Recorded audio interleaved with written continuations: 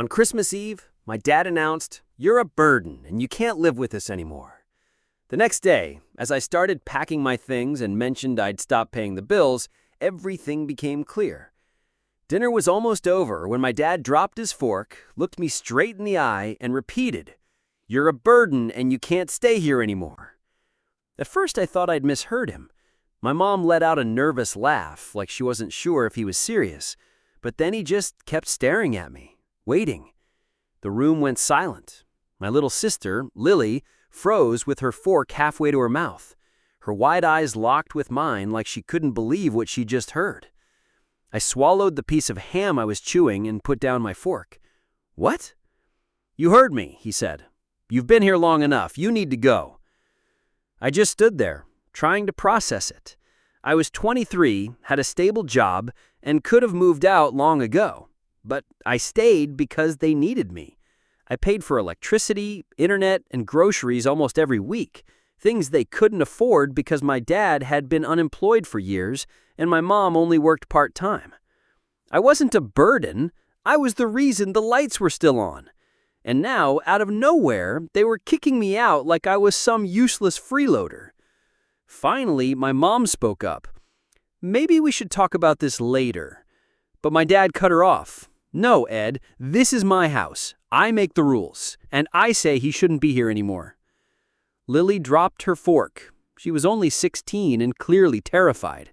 She looked at our parents like she didn't even recognize them. If they could kick me out so easily, what did that mean for her? I took a deep breath. I wasn't going to argue or beg. If they wanted me gone, fine. But they had no idea what that really meant. I leaned back in my chair. "Okay," I said. My dad straightened up like he'd won some imaginary battle. My mom stayed quiet, uncomfortable. Maybe she was in shock, or maybe she didn't care as much as I thought. I stood, grabbed my plate, and took it to the sink. I didn't want to give them the reaction they were expecting. Instead, I looked at Lily, who was still sitting there, tense and confused. I gave her a small nod.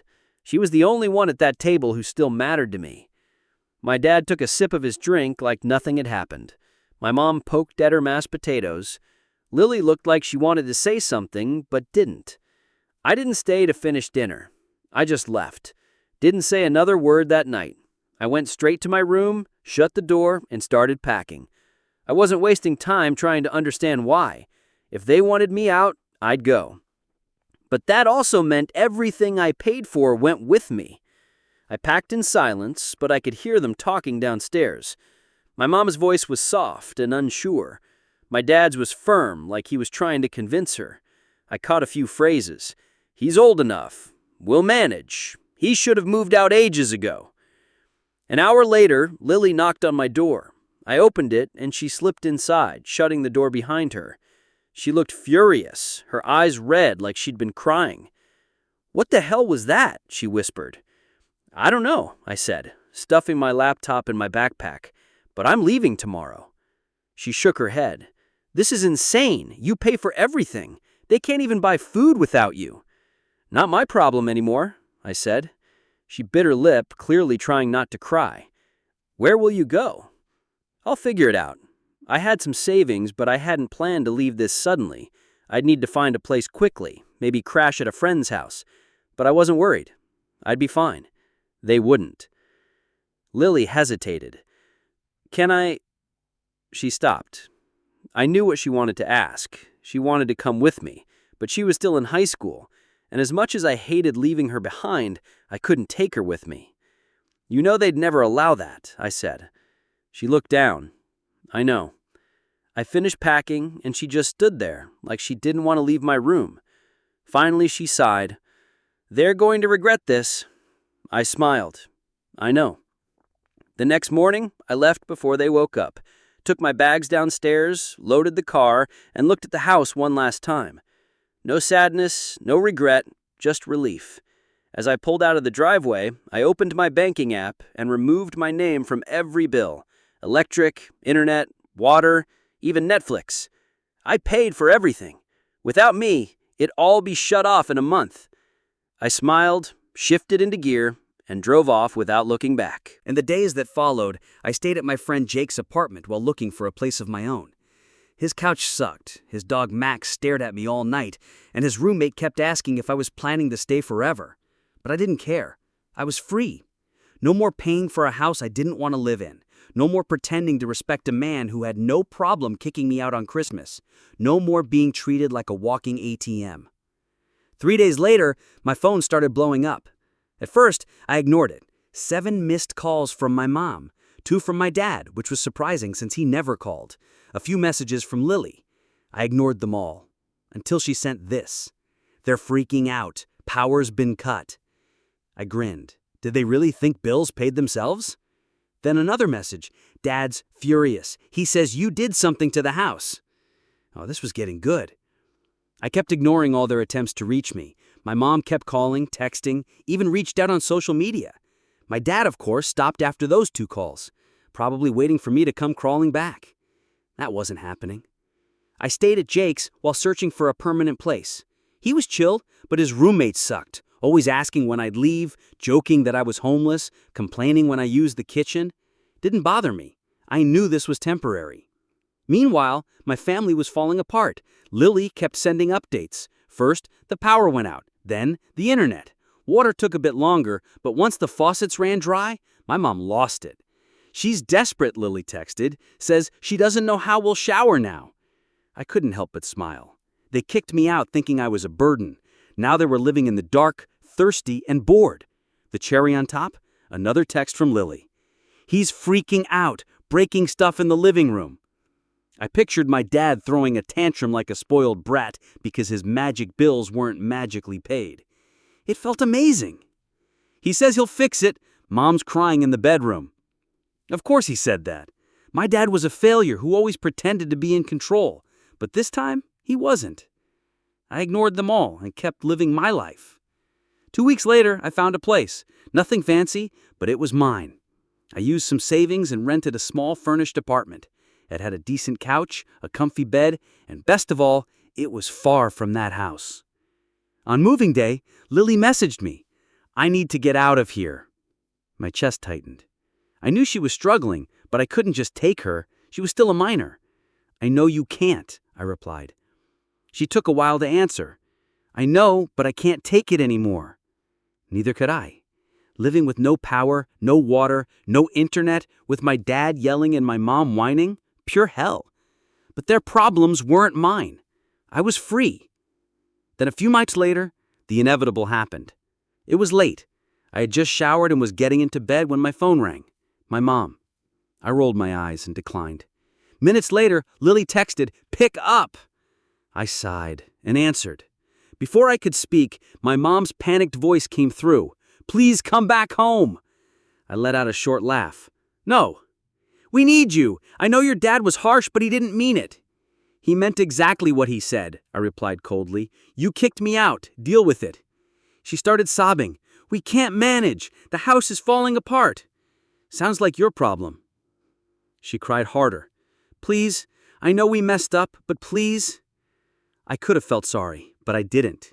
All those years I paid the bills, helped out, did what I could, and in the end, they treated me like trash.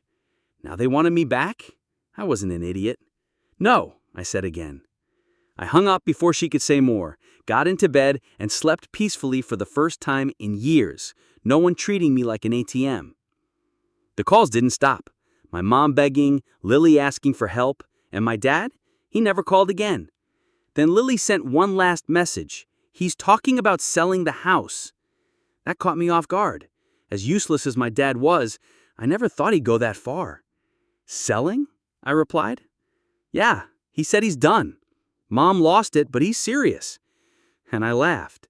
So my dad really was that weak. If he couldn't manipulate someone to pay his bills, he'd just give up. I wanted to feel something, but all I felt was contempt. I turned off my phone and went to sleep, but I knew the story wasn't over. The next few days, I ignored everything, blocked my mom. My dad never called again. Lily kept trying, but I needed space. I had to move on. In my new apartment, things finally started clicking. Peace, quiet, money spent on me. My salary, once drained by bills that weren't mine, now gave me freedom. I treated myself, nice dinners, new clothes, even joined a gym. Freedom felt amazing. But it didn't last. 2 weeks later, a text from an unknown number. Need to talk. It's serious. It was Lily. I sighed. I knew she'd try to pull me back into the drama, but something felt different. What is it? They're selling the house. Dad's already talking to a buyer. I chuckled. So? He's selling everything, even your stuff. I froze. My stuff? Yeah, your computer, your TV, even your bed. He said if you didn't want to come back, you didn't need any of it. I felt a burning anger rise. That bastard kicked me out after years of paying his bills, and now he wanted to profit off what I bought? No. I took a deep breath. Send me the buyer's info. Lily took a few minutes but sent it. The guy was interested in buying everything. I grabbed my keys and left without thinking. The drive was short. I saw a middle-aged man chatting with my dad in the driveway. I didn't hesitate. I walked up straight. Are you insane? My dad looked shocked, then annoyed. Oh, look who shows up. There's nothing here for you. The buyer looked confused. Is there a problem? I ignored him and stepped closer to my dad. You can't sell my stuff. He laughed. Can I? You left. You don't need it. I paid for it all. You're not selling a damn thing. Buy it back then. That lit a fire in me. I could have walked away, let him sell it, but no, not this time. He kicked me out after years of paying his bills, and now he wanted to profit off what I bought? No. Fine, I said. Sell the house. He raised a brow. What? Sell it, I repeated, but when you do, you won't have anywhere to live. He laughed. I'll get an apartment. I smiled wider. With what money? Silence. Then it hit him. He thought he'd get a big payout and start over, but he had no idea what I was about to do. I called the utility companies, told them the house was being sold, any outstanding debts had to be paid before transfer. And there were a lot of debts. That payout he was expecting, most of it vanished to cover the bills he never paid. But I wasn't done. The house wasn't just in his name, my mom owned half, and she had no clue he was selling it. So I called her. You never call me, she said. Just thought you should know your husband is selling the house behind your back. Silence. I could hear her breath catch. What? I told her everything. She was shocked. He can't do that. You can, if you let him. She still had some sway over him, and I was right. The next day, Lily messaged me. They're fighting bad. My dad tried to defend himself, but he had no leg to stand on. He couldn't sell without her consent, and without the money, he had no plan. That night, Lily called me. You won't believe it. What? He's moving out. I leaned back, satisfied. Really? Yeah, Mom said if he wants to sell so badly, he can leave. She had finally reached her breaking point. Where's he going to stay? Lily laughed, calling friends, begging for a couch. I laughed too. For years, they made me feel like a burden. Now, the only burden left was him. You won, Lily said. I just did what I had to.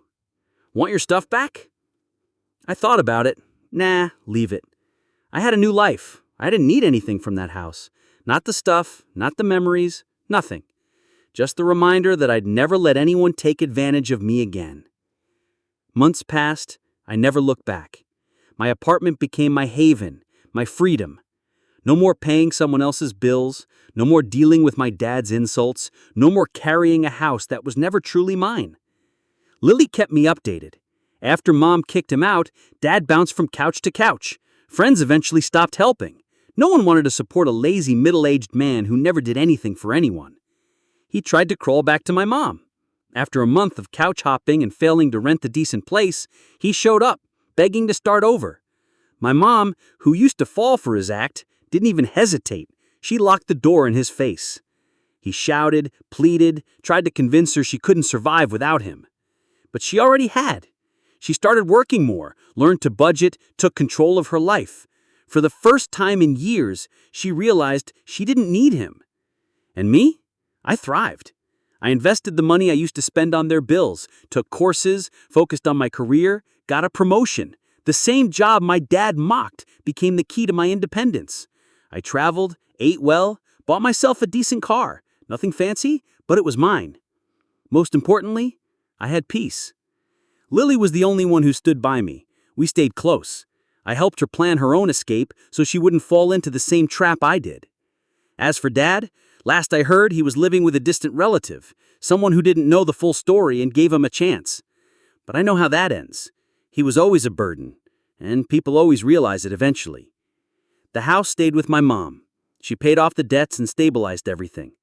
The boy that left that house on Christmas Eve, carrying his bags and deleting his name from the accounts, never looked back, and he didn't regret it. Because in the end, I won, and he lost everything.